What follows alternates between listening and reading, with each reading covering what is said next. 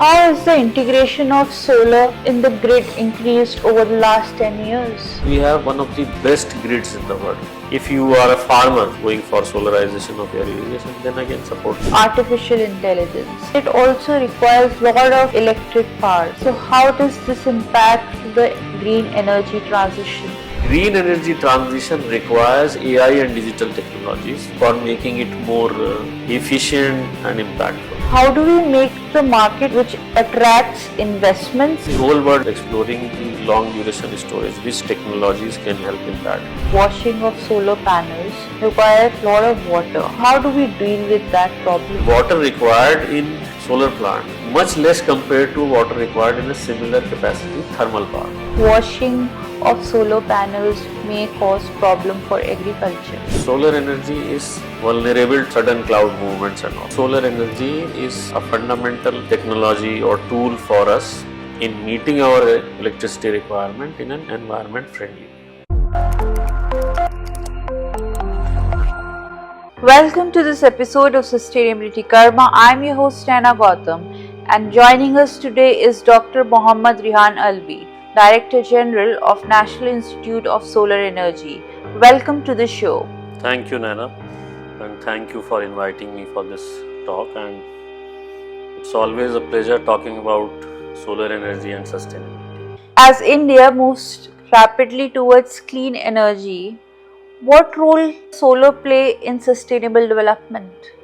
See, there are many forms of energy which we use, but I would say that in the modern times, electrical energy is synonymous with energy. It is definitely the most critical form of energy, and despite its environmental issues, you cannot deny that electricity is the fundamental requirement. We say that it is a digital society, but the oxygen for that society is actually electricity, and that is reflected in our, if you look at our national electricity infrastructure also, from less than 100 gigawatt in later years of 90s, we have crossed 500 gigawatt of infrastructure, and it will further increase by around 5 times by 2047 or 2050. So you need reliable electric supply for moving towards development ladder, upwards on the development ladder itself. And a good test of to judge the importance of anything, a good test may be you imagine not having electricity for a few hours, then you can realize how important it is. Second thing is, apart from environment, it is connected to the social development also. So access to reliable electricity is a fundamental requirement. It has to be supplied to all the citizens. But the environmental concerns related to conventional generation of electricity, that was mostly based on burning of coal. Because of that, we have to exercise, work on those solutions through which we can supply this electricity requirement, as well as we prevent any harm to the environment. So there are many efforts which we need to do, starting from conservation of electricity, promoting energy efficiency, and of course shifting generation to clean sources of energy like solar energy. So that is why solar energy is a fundamental technology or tool for us in meeting our electricity requirement in an environment friendly way. What is your assessment of solar energy progress in the last 10 years? So if you go back 10 years, I would say 10 years back or 10 or 12 years back, the solar energy adoption was in, how you can call it, sort of experimental phase or pilot phases, where you were trying to explore whether we can go big on this technology, what role it can play. But the achievement, the progress which we have achieved in 10-12 years is, I would say, outstanding, phenomenal. And if you look at the numbers, you will realize there are no parallels in the electric power industry in the way solar has grown in our country. In 2011, it is said that somewhere around 10 megawatt of solar was there in the whole country. In 2014, it was less than 3 gigawatt or something like that. And recently, we have crossed 150 gigawatt of solar installation in the country. Last year only, last financial year, we have added around 54-55 gigawatt of renewable energy. Out of that, more than 44 gigawatt was solar only. So in just 1 year, more than 44 gigawatt of solar has been added. Our previous best was in just the previous year, it was less than 30 gigawatt. So from 10 megawatt in 2011 or less than 3 in 2014 to more than 150 gigawatt, we have been daily breaking our electricity consumption records. So the share of solar in these high demand days has crossed 20% of in the supply of electricity. So it's a phenomenal growth.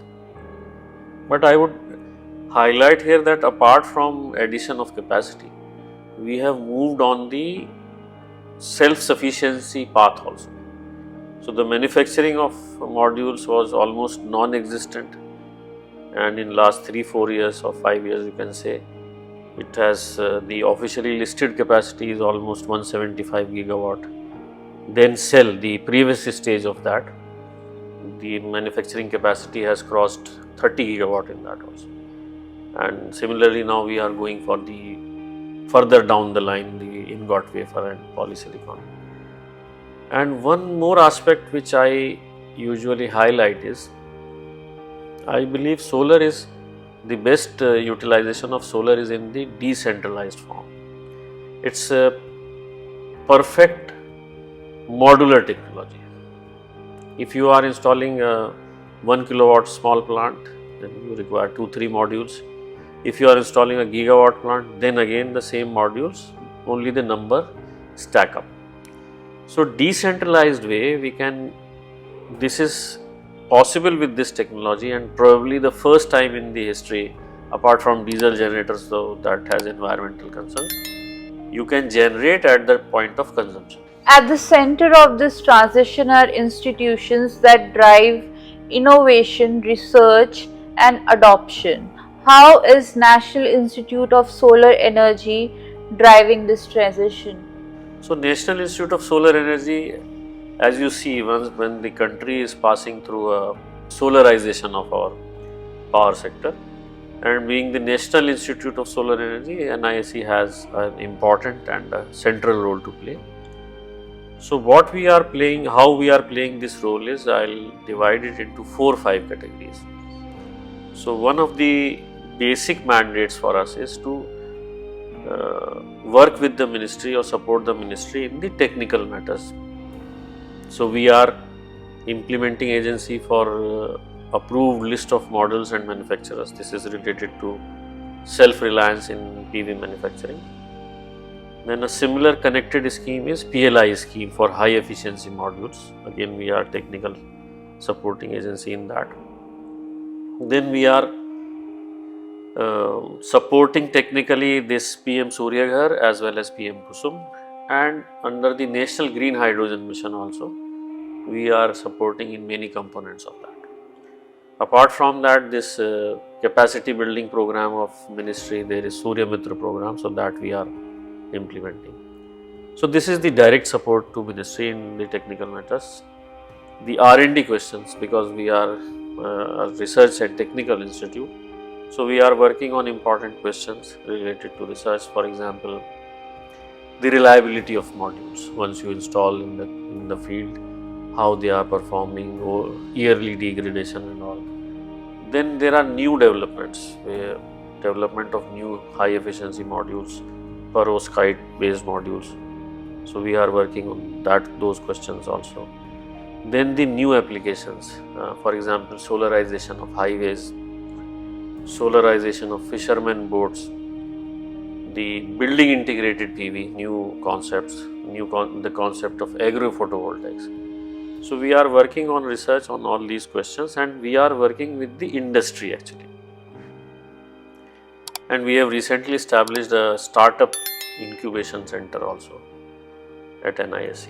Then testing, standardization, certification, these are very important things for establishing a credible infrastructure related to solar in the country. So we are actively playing that role too. And recently we have established the first PV module reference calibration facility in India. This is the first such facility. And otherwise also we are working with Bureau of Indian Standards also. Last component is we need people who are trained in this, who can work on installation of these plants, manufacturing, operation and maintenance, testing, research questions. So we are training and educating the manpower. So in this I would like to highlight, recently we have started few high level, PG level joint programs with some of the universities and institutes. One program we have recently started with National Power Training Institute, where for 6 months they are studying the grid concepts at NPTI, and 6 months they are studying the grid integration and RE issues. So in this way NISE is trying to contribute through R&D, testing, capacity building. And one more thing is we are working with the industry as well as states and extending our support through consultancy, technical support in further strengthening, or you can say spreading the net wider throughout the country. How has the integration of solar in the grid increased over the last 10 years? See, solar power plants, the plants which you see, they can be used in two ways. One is called off-grid and the other is called grid-connected or on-grid system. Most of the plants you see are in grid-connected mode. So grid integration, when I say solar installation has increased from 10 megawatt to more than 150 gigawatt. So most of that is in the grid connected mode. As I have said, the recent developments when the demand crossed 270 gigawatt or so, you can see if solar is supplying 20 to 22% of that demand, that means a huge integration of solar with the grid has already happened.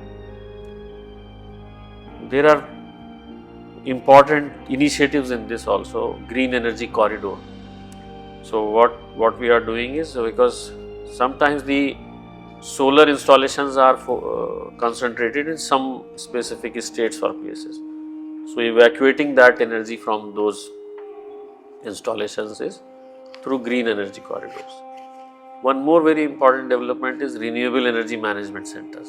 So 11 REMCs have been established, through which this grid integration of solar energy is being implemented, monitored, and this is further strengthening. And a great advantage which we have got, why this capacity is increasing, because we have one of the best grids in the world, which is one of the most, it's a diverse, geographically diverse and having a variety of consumption patterns, but it's still a very robust system. So that is how this integration has emerged or grown, and it will continue growing. You just mentioned we have the best grid in the world, but look at China. So why do you say we have the best? So in these things actually there is no, I'm not saying we are the only one having a very good grid or best grid. I said one of the best grids. So one of the best grids in the sense that you, despite increasing the share of these variable and renewable energy sources, you have been able to manage the grid very well without any disturbance. See, you realize it from this point of view, that suppose you are you have integrated 150 gigawatt of solar in the grid. So during sunshine hours, a large share of your load is met by those sources, and as the sun sets, that load or large part of that load which is remaining is coming back to the grid. So and this will happen. This will, because once you are solarizing anywhere in the world, you will have sharp variations. Sometimes the demand is very low on the grid, suddenly the demand spikes are there. So managing that requires a very strong, flexible power grid, and our grid qualifies many of these criteria. Even though solar is one of the cheapest sources of energy, affordability is a challenge. The upfront capital required is very high. What are your thoughts on that? See, the capital investment on solar is high, but in last 10 years it has decreased exponentially. So how it has been achieved and what is happening now? So I believe the best part has been played by a very stable, focused and consistent policy. Because once you give the market a signal that this is going to be the trajectory, and without any change in that, then the industry plays its part and the economy of scale comes in. So you see, I feel the best part was consistently having ambitious targets, and like we started with a target of 20 gigawatt by 2022, which was raised to 175 gigawatt. RE I am talking of, not solar only. Solar was the major part of that. Then it was raised to 450 gigawatt, and then it was raised to 500 gigawatt. So in this way we have had a very consistent, stable policy. Then the innovations in market, tariff based competitive bidding, reverse auctions, then the financial support, easing the financing support, maybe not directly, but the availability of easy financing support. So all this led to reduction in the price of solar plants, installation of solar plants, and then the market, so sort of market was created, and then the market picked up. So now it is in fact the solar plus storage is comparable with the, in fact in many cases cheaper than the thermal option. Is still for individuals. If you say that for an individual the initial capital cost may be a discouraging thing. So there are supports available for both. If you are as an individual, you are going for rooftop installation, so you are getting subsidy from center as well as many states are giving. If you are a farmer going for solarization of your irrigation, then again support is available. So in this way the capital intensive part has, to a large extent, it has been solved through consistent policy, market mechanism, industry. For individuals there is still support available. Let's talk about another sector, artificial intelligence. We are building the infrastructure for it, and it also requires lot of electric power. So how does this impact the green energy transition? So I would say this is, you have brought in a very interesting and important aspect of this whole green energy transition. So you are asking that if we are going for a AI infrastructure that will require electricity, and we are trying to manage from the point of view of environment. So I look at it from, it is something which has a bi-directional relationship.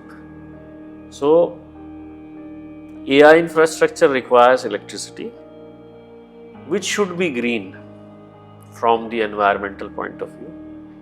But I say that green energy transition requires AI and digital technologies for making it more efficient, sustainable and impactful. For example, I I usually cite this example where, see, if you have a large chunk of generation based on solar and wind, so coal, despite being having all the environment related issues, it is a very grid friendly source. You can plan the generation and accordingly you can manage the grid. Solar and wind are difficult to manage because they are uncertain, and in literature we call as these variable and uncertain sources. So forecasting becomes very important, better forecasting. So you have to forecast solar energy and wind energy in a better way. That can be achieved through AI and machine learning, and these applications are finding traction in this field. In fact, we are also implementing a project with Grid India, and 5 large solar parks are part of that. So what we are doing is we will be using satellite data, data from ground, cameras will be installed in these 5 solar parks. So how we can predict, because solar energy is vulnerable to weather changes or sudden cloud movements and all. Then the operation and maintenance of solar plants, already digital techniques are seeing great use in that, AI based. If you go to a manufacturing plant, solar PV manufacturing plant, you will see great use of AI in that also, in ensuring high quality modules. So we need to ensure green energy supply to data centers, that is one part. But we need to utilize AI and digital technologies in implementing this transition also. And there is a concept of smart grid. So from conventional power grid, we are evolving to a smart grid. So the essence of that smart grid is, as aptly described by a scientist, using megabytes to move megawatts. So that is how I say this these digital technologies and green energy, they are interplaying with each other, and they are supporters and enabler of each other. So you just mentioned about weather. So we all know that weather keeps changing, and as of now, long duration energy storage is at a niche stage. How do we make the market which attracts investments, and how do we monetize that sector? So it's again a very it is something which is probably, if you list top 3 points are being explored or discussed, then this is one of those. So why storage is being talked about is, as I have mentioned, you have solar energy during sunshine hours. After sunset, that is not available. But one thing I would like to highlight here, that often we, for any variability issue, we say that storage is the solution. But there are many other things also. For example, demand side management. Just a very common example I am citing here. I have to push the consumers to shift their non-essential consumption from evening hours to daytime hours. That can be achieved through innovative tariffs. Similar for the industry also. If you push the industries through innovative tariffs to work during daytime hours, so then the solar generation is available. This is one part. Second is this the inverter which we are using in these grid connected plants. This is a very powerful component, and there are many features available which it can locally manage. So work is going on for that also. But still, so these things can help in managing the grid as well as reducing the storage requirement. But still the storage requirement will be there. Then it is classified in 2 categories. One is short duration storage. So as I have mentioned, you have 150 gigawatt solar capacity working, and at the time of sunset that is not working. So you have a spike. So this spike has to be managed with the help of some storage. So short duration storage is expected to address that.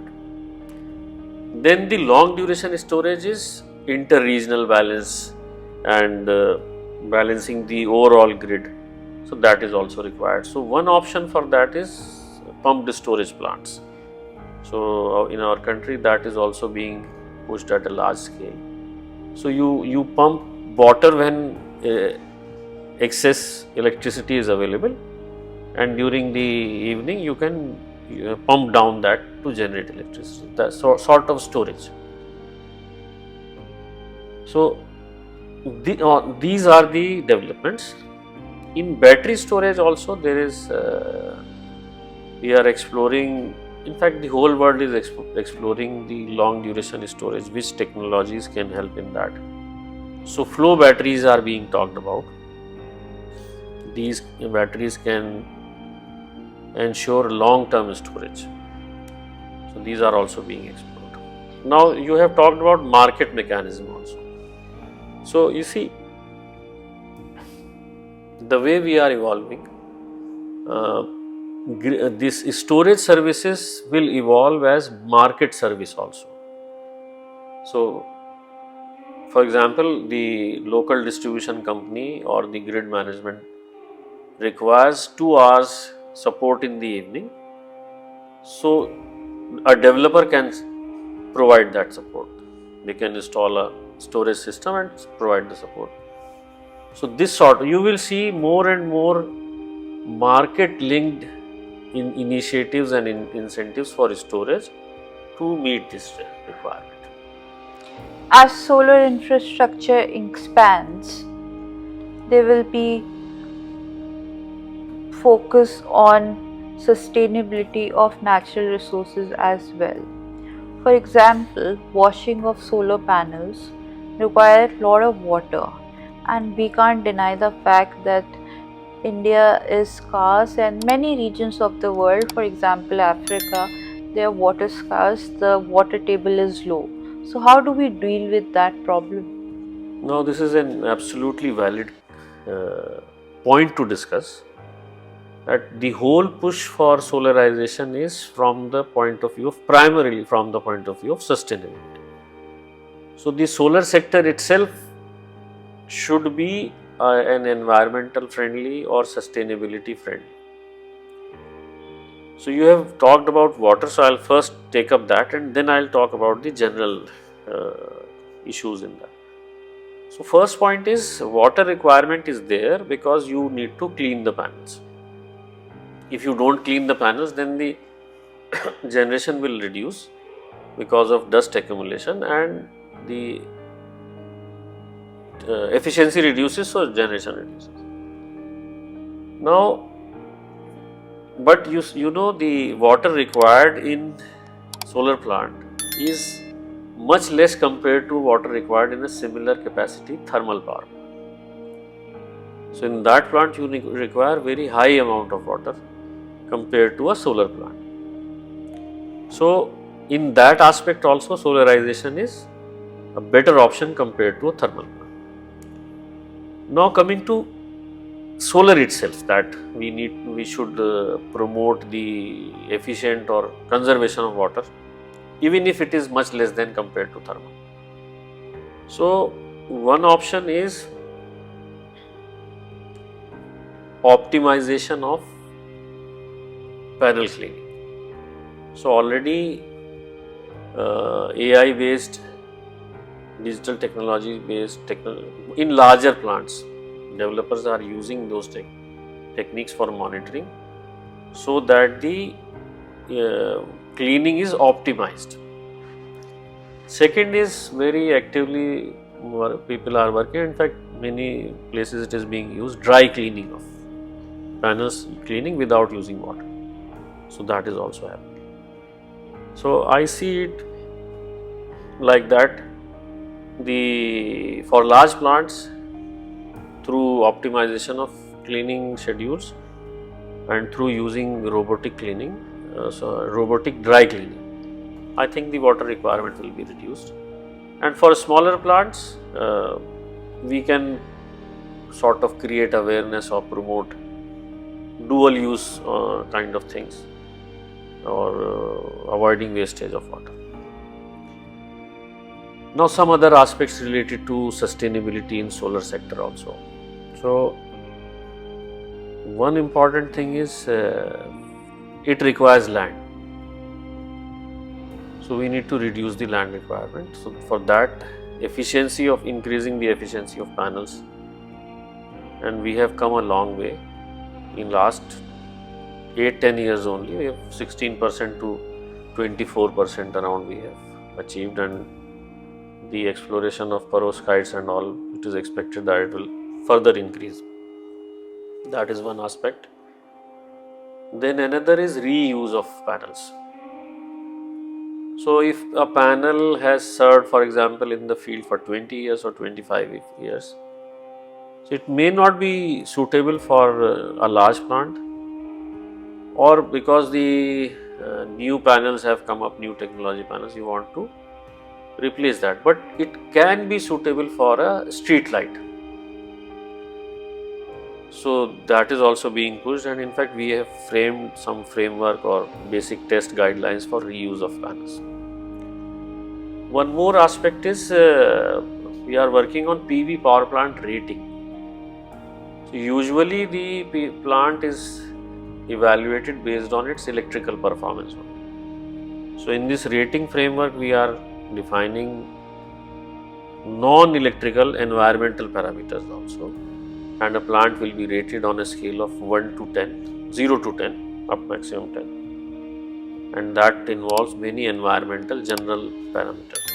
So this is how the sector or industry is working on ensuring sustainability in solar sector. So you talked about water.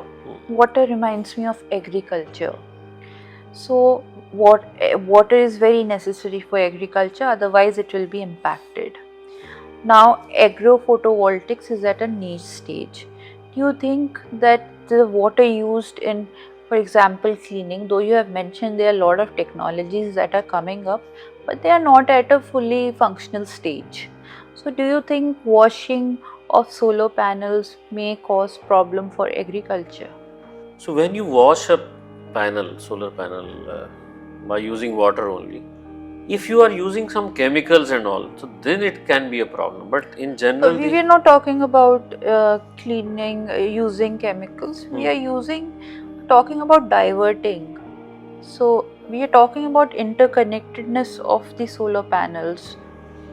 So you use the water. I may have used that to water a plant or in my land, but now what I am doing is instead that water gets diverted to cleaning of the solar panel.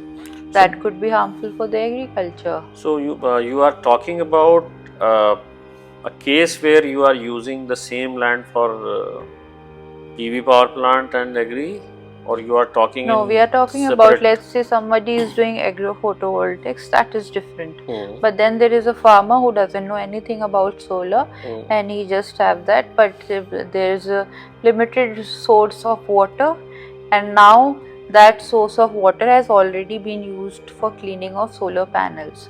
So that causes problem for the agriculture. How do we deal with that? So I am yet to see any such large scale concerns or any examples where people have diverted water from agri activity to completely cleaning of panels. Because see, water cleaning is not that intense. That cleaning of panels is twice a month, and in dusty zones it may be thrice a month. So it is not that intense activity, a daily activity where you have to compromise, or in fact you have to cut on one sector to serve the other sector. Second interesting point is in fact in some cases the water based cleaning of panels in arid zones or dusty zones has improved the soil of that zone. So As I have mentioned, the water requirement in panel cleaning is not that intense, that you need to cut supply to one sector to serve this sector. So, as solar capacity increases in India, there will be lot of solar panels that will be at the end of the life cycle. So that leads to a problem of disposal of waste, because more panels that are being created, at the end of that you have to recycle them, reuse them, do what with them. So this is again an interesting and important concern related to sustainability of the sector itself. One point I have already covered, that is reuse. So I'll focus on the recycle part. So actually the one of the benefit or USP of solar panels is becoming a challenge in this aspect. So this is a very durable component. The panels which are available commercially, they have 25 years of warranty, and they can effectively serve after that also. So the recycling part of that, the exploration is on how to implement the recycling. If some manufacturer is manufacturing the panels now, whether that manufacturer will be in the manufacturing field after 25-30 years or not, then it's a huge component compared to other electronic components. So how to carry that, how to transfer that from the user to the recycling facility? Can we have a combination of some centralized or some mobile facilities like that? Then there is the technology question also. There is a mechanical option, there is a chemical option, there is a thermal option. So this concern is well recognized at every level.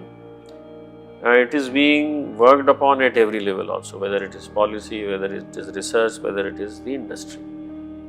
And more or less the countries working on this solarization are more or less at the same level, but I expect that in next few years we will have some definite progress in this field. We will have some mechanism. Policy, already some initial policy has come up, but we will have a strong policy and mechanism as well as industry support. At the same time, the climate conditions are becoming increasingly extreme. So that impacts the movement of electrons, and then the solar generation gets impacted. How do we ensure that the maximum PV hosting capacity is maintained while also ensuring safe operations? This is an important concern for power grid operators, not because of solar, but because of the climate change itself. See, when we talk of climate change, one of the most important or visible impacts is the increased temperature. And power grid components are mostly outdoor components, although they are very resilient and robust, but they are open to this extreme heat, and they are vulnerable, and the electricity infrastructure depends on that. So here the decentralized property of solar is in fact an advantage. See, in case of any environmental effect, the first casualty is power supply. So if you have a localized backup supported solar system, then you can ensure supply to critical infrastructure. So solar plus backup, in fact, it's an advantage. It can serve the critical areas in case of a power failure because of any major climate emergency. And with weather becoming more unpredictable, forecasting is also an issue. how can we embed grid stability with weather forecasting? So, forecasting is something which is very important and crucial for this new grid which is coming up, which will be having a large share of solar energy and wind energy. So, forecasting has always been a part of grid management, both load side as well as the generation side. But with this new development, the forecasting of both the generation side as well as load side becomes important and more crucial. And one more thing is, in this new system, you have change in the generation location also. Suppose in your house you have installed a solar plant which is grid connected. So during daytime, most of the load is shared by a source which is at the rooftop, and after sunset you are getting electricity from somewhere else. So when you have a large number of such systems, so the better management of grid requires improved forecasting. In case of solar energy, it becomes sometimes you can have cloud movement. For large solar parks, it can create challenges. So you need forecasting which involves not only satellite data, but for a smaller radius you need data also. So I believe the better forecasting will help in managing the grid, as well as it will help in increasing the share of these sources with the grid. So is some work going on in that space? No, there is a lot of work going on in that space.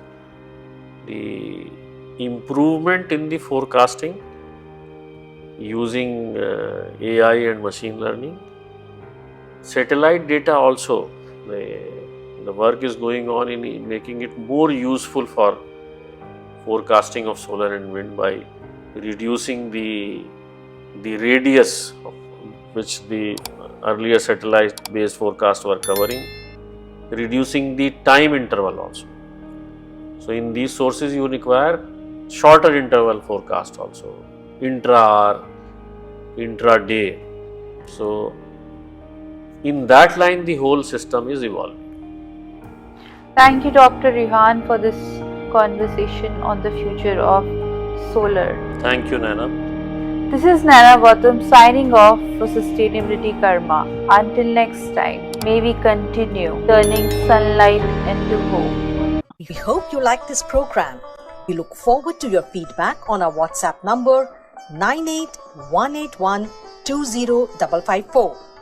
For participation in this program, write to us at sustainability.karma@gmail.com. Looking forward to meet you again at the same time next week with a new episode and a new guest. Till then, goodbye from all of us. Sustainability Karma.